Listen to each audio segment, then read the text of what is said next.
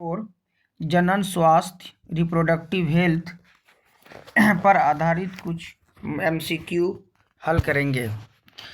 सबसे पहला क्वेश्चन है, भारत में परिवार नियोजन कार्यक्रम कब आरंभ हुआ? When did the family planning program start in India? तो इसका सही आंसर है 1951 यानी 1951 में। इसमें हिंदी और इंग्लिश मीडियम दोनों क्वेश्चंस है, ठीक है, लेकिन 2-3 क्वेश्चन वो सिर्फ हिंदी मीडियम होगा, फिर आगे इंग्लिश और हिंदी दोनों मीडियम में, तो आप लोग आगे देख सकते हैं। नेक्स्ट क्वेश्चन है, जनसंख्या अधिक होने से क्या होती है? प्रति व्यक्ति की आयु कम हो जाएगी, प्रति व्यक्ति की आयु अधिक हो जाएगी, जनसाधारण का स्वास्थ्य अच्छा हो जाएगा, इनमें से सभी क्या होगा? यानी कहता है जनसंख्या अगर अधिक हो जाती है तो इससे क्या होने वाला है? तो जनसंख्या जब अधिक होगा तो प्रति व्यक्ति की आयु, तो इसका सही आंसर होगा प्रति व्यक्ति की आयु कम हो जाएगी। ये वाला आंसर इसका सही होगा।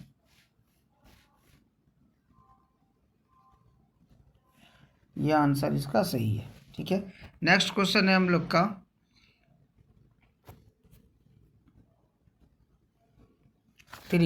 संतान उत्पत्ति नियंत्रण का क्या उपाय है?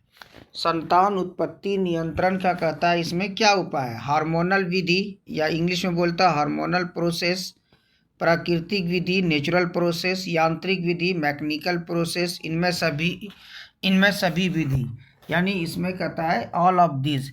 इसका सही आंसर होगा answer number D, all of these, ठीक है। इसका आंसर क्या होगा? डी होगा, all of these. Next question हम लोग का 4 नंबर, इनमें कौन यौन संचारित रोग है? कहता है कि STD यानी सेक्सुअली ट्रांसमिटेड डिजीज कौन सा है? गोनेरिया, यूरेथ्राइटिस, एड्स, सभी। तो इसका सही आंसर होगा ऑल ऑफ दीज, इनमें से सभी। ये सभी क्या है? सेक्स के कारण एक बॉडी से दूसरे बॉडी में ट्रांसमिट होती है, तो ऑल ऑफ दीज इसका सही आंसर है। नेक्स्ट नंबर है 5 नंबर, सीधे शुक्राणु को अंडाणु से सम्मिलित करने की क्रिया को क्या कहते हैं? कहता है सीधे शुक्राणु को अंडाणु से सम्मिलित करने की क्रिया को क्या कहते हैं? तो इसका सही आंसर होगा अंतःकोशिकीय शुक्राणु निषेचन, ठीक है। इसका सही आंसर क्या है? अंतःकोशिकीय यानी कि intercellular sperm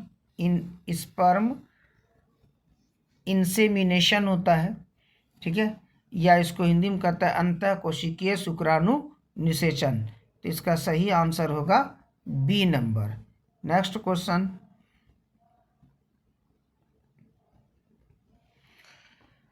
for reproductive health one should take care of, कहता है जनन स्वास्थ्य के लिए किस पर ध्यान देना चाहिए? 2 बार हो गया है, एक ही बार होगा, ध्यान देना चाहिए। तो किस पर ध्यान देना चाहिए? सेक्सुअली ट्रांसमिटेड डिसीज यौन संचारित रोग पर, एबॉर्शन गर्भपात पर, प्रेग्नेंट वुमेन गर्भवती महिला पर, या ऑल ऑफ दिस, इनमें से सभी। इसका सही आंसर होगा ऑल ऑफ दिस। ये सब पर ध्यान देना जरूरी है ताकि जनन स्वास्थ्य सही रहे।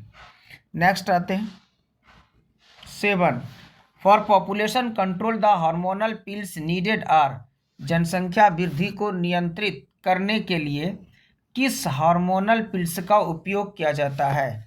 तो देखिए जनसंख्या वृद्धि को जब हम लोग रोकते हैं तो इसमें माला N का भी इस्तेमाल किया जाता है, माला D का भी किया जाता है, सहेली का भी किया जाता है, ऑल ऑफ दिस, ये सब ये कॉन्ट्रासेप्टिव पिल्स है, गर्भ निरोधक दवाई है या गोलियां हैं जो लेने से जनसंख्या यानी कि संतान के उत्पत्ति में क्या होती है? देरी होती है, यानी बर्थ जो चाइल्ड ऑफ बर्थ जो होते हैं उसमें बहुत बड़ा गैपिंग होता है। जब चाहें तब कर सकते हैं, जब तक ये खाते रहेंगे फर्टिलाइजेशन नहीं होती है, ठीक है। तो इसका सही आंसर क्या होगा? All of these. Next question हम लोग का है 8, the the instrumental control to check child birth are, संतान की उत्पत्ति को नियंत्रण करने के लिए किस यंत्र का उपयोग किया जाता है? कौन सा इंस्ट्रूमेंट, ठीक है, या डिवाइस का इस्तेमाल करते हैं? देखिए इसमें सबसे पहला नंबर है इसमें कंडोम, इसका भी इस्तेमाल किया जाता है। नेक्स्ट है निरोध, इसका इस्तेमाल करते हैं। डायफ्राम का इस्तेमाल करते हैं। इसका मतलब ऑल ऑफ दीज इसका सही आंसर होगा। सही आंसर कौन सा होगा? ऑल ऑफ दीज होगा इसका सही answer. Next question number 9, surgical methods to check fertilization is, निषेचन को रोकने के लिए कौन सी शल्य चिकित्सा विधि अपनाई जाती है? देखिए इसमें जो है वेसेक्टोमी, इसमें क्या करता है, ये मेल में अपनाया जाता है। मेल का जो वास डिफरेंस होते हैं वास डिफरेंस, जिससे क्या होता है भाई, मतलब स्पर्म का ट्रांसपोर्ट होता है, शुक्राणु का क्या होता है, वो गमन होता है, उसी से वास डिफरेंस से होता हुआ। इसमें क्या करता है, मेल में वास डिफरेंस को काट करके किसी थ्रेड से या धागा नुमा स्ट्रक्चर से उसको बांध दिया जाता है, जिससे स्पर्म जो है वो रिलीज नहीं हो पाता है थ्रू पेनिस। दूसरा है ट्यूबेक्टोमी, इसमें फेलोपियन ट्यूब को काट दिया जाता है। मेडिकल टर्मिनेशन ऑफ प्रेगनेंसी, इसको शॉर्ट में हम लोग MTP भी कहते हैं, यानी एबॉर्शन कराना या गर्भ चिकित्सा समापन बोलते हैं इसको। ऑल ऑफ दीज, इसका सही आंसर क्या होगा? डी नंबर इसका सही आंसर होगा। ठीक है, नेक्स्ट क्वेश्चन हम लोग का है 10, question number 10, sexually transmitted disease are diagnosed by, यौन संचारित रोग का जांच किसके द्वारा किया जाता है? पहला नंबर इसमें है DNA हाइब्रिडाइजेशन, दूसरा है कल्चर मेथड, तीसरा है PCR पॉलीमरेज चेन रिएक्शन, और 4 नंबर है ऑल ऑफ दीज। तो इसका सही आंसर होगा, इसका सही आंसर कौन सा होगा? इसका सही आंसर होगा डी नंबर, इसका सही आंसर डी होगा।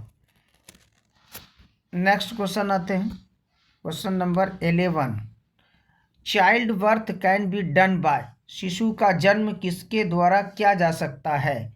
इंट्रा यूटेराइन ट्रांसफर, यानी कि कहता है यूटेरस के अंदर हम लोग क्या करते हैं, जायगोट या ब्लास्टोसिस्ट को हम लोग ट्रांसफ़र करते हैं यूटेरस में।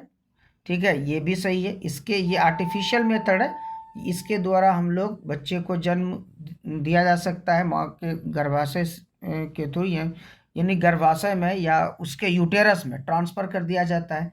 इंट्रासेलुलर स्पर्म इंजेक्शन, ठीक है, ICSI, ये भी एक टेक्नोलॉजी है। इम्ब्रियो ट्रांसफ़र, इम्ब्रियो को ट्रांसफ़र करके, तो इसका सही आंसर होगा ऑल ऑफ दीज। ठीक है, नेक्स्ट क्वेश्चन, क्वेश्चन नंबर 12 पर हम लोग देखेंगे,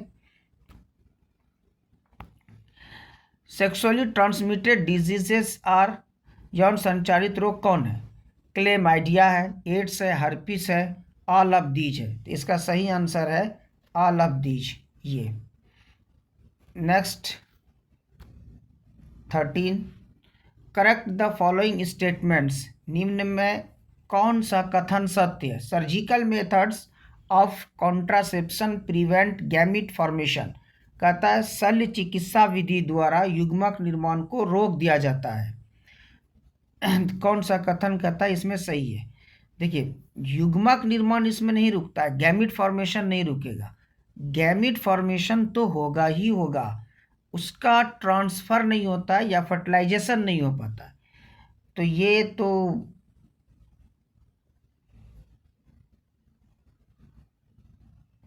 इसमें क्या कह रहा है, कौन सा कथन सही है? ये कथन तो गलत है। शल्य चिकित्सा विधि द्वारा युग्मक निर्माण को रोक दिया जाता है, नहीं, युग्मक का निर्माण होगा, गैमिट का निर्माण होगा। All sexually transmitted disease are completely curable, सभी प्रकार के यौन संचारित रोग को पूर्ण रूप से ठीक किया जा सकता है। Oral pills are very popular contraceptives among the rural women. फिर है D number, in embryo transfer techniques embryos are always transfer into the uterus. ठीक है, भ्रूण स्थानांतरण तकनीक में हमेशा भ्रूण को गर्भाशय में स्थानांतरित किया जाता है। बस सिर्फ ये सही है, डी नंबर इसका सही है, सही वाला आंसर मांग रहा है ये। कहता है इन ईटी, ईटी मतलब इम्ब्रियो, टी मतलब ट्रांसफर, यानी कि इम्ब्रियो टेक्निक में इम्ब्रियो को क्या किया जाता है, यूटेरस में ही ट्रांसफर किया जाता है। तो इसका सही आंसर जो है वो डी है, बाकी सब गलत है। देखिए सर्जिकल मेथड में फर्टिलाइजेशन को रोका जा सकता है, रोका जाता है। और कहता है सभी प्रकार के सेक्सुअली ट्रांसमिटेड डिजीज को कंप्लीट या पूर्ण रूप से हम लोग क्योर कर सकते हैं, ठीक कर सकते हैं नहीं, जैसे एड्स है नहीं हो सकता है कंप्लीट ठीक। ओरल पिल्स जो दवाई गोलियां होती है गर्भ निरोधक की खाने वाली, मुंह से जो खाया जाता है, वेरी पॉपुलर कॉन्ट्रासेप्टिव्स, कहता है बहुत मशहूर ये गर्भ निरोधक है। कहाँ, रूरल वुमेन में, जो कि गांव देहाती क्षेत्र की जो महिलाएं होती है, नहीं वो सब तो ये सब खाना भी नहीं चाहती है, इसलिए ये गलत है। तो ए भी गलत, बी भी गलत, सी भी गलत, सिर्फ आंसर सही कौन है, तो डी आंसर सही है इसका। इसका आंसर क्या होगा सही, डी होगा। नेक्स्ट आते हैं 14 number, copper releasing IUDs are, copper स्रावित करने वाले IUD कौन है, इंट्रा यूटेराइन डिवाइस। ये भी क्वेश्चन क्या सकता है, इंट्रा यूटेराइन डिवाइस को कहाँ लगाया जाता है, तो एक ट्रेंड नर्स या जो एक्सपीरियंस डॉक्टर्स होते हैं वो कोई भी IUD को वेजाइना में लगाते हैं, ठीक है। तो सबसे पहला है CUT, दूसरा है CU7, तीसरा है मल्टीलोट 375, ऑल ऑफ दीज। ये जितना है सब कॉपर रिलीज करती है, ठीक है, ये टोटल कॉपर रिलीज करती है। तो इसका सही आंसर क्या होगा, डी होगा। नेक्स्ट क्वेश्चन आते हैं, question number 15, hormone releasing IUDSR। अब कहता है कि हार्मोन रिलीज करने वाले इंट्रा यूटेराइन डिवाइस कौन है, पहला है प्रोजेस्टासर्ट, दूसरा है LNG20 और तीसरा A एंड B दोनों none of these. Hormone release कौन करता है, तो देखिए इसमें जो हार्मोन रिलीज करता है वो करता है, ये भी करता है और LNG20 भी करता है, इसलिए इसका सही आंसर क्या होगा, सी, A एंड B। तो देखिए इसमें जितने भी इम्पोर्टेंट क्वेश्चंस थे, कॉपर रिलीजिंग में ऑल ऑफ दीज ही होगा, ठीक है। 15 इसका A एंड B दोनों होगा। तो ये चैप्टर छोटा है, चैप्टर नंबर 4 में जो भी इम्पोर्टेंट क्वेश्चंस बन रहे थे वो मैंने आपको बताया। कल हम लोग जेनेटिक्स का स्टडी करेंगे, जेनेटिक्स का MCQ जो बहुत इम्पोर्टेंट है, काफ़ी क्वेश्चंस वहाँ से किए जाते हैं, ठीक है। तो उसे ध्यान से देखेंगे और इसे भी 1-2 बार देख लीजिएगा। इससे बाहर इस चैप्टर से अगर कोई MCQ होता है तो इससे बाहर नहीं रहेगा। Thank you.